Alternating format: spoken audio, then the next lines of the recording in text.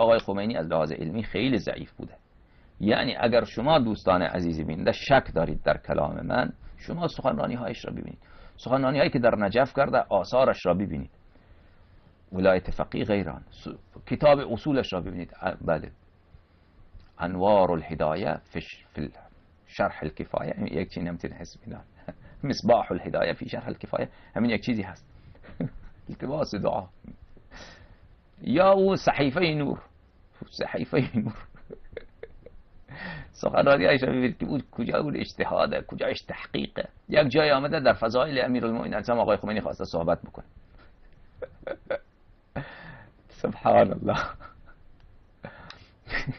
شما ببینید در اون صحیفه نور خواسته فضایل امیرالمومنین علیه السلام را بازگو بکنه، نتونسته دو کلمه فضیلت بگوید، نتونسته دو کلمه بگوید.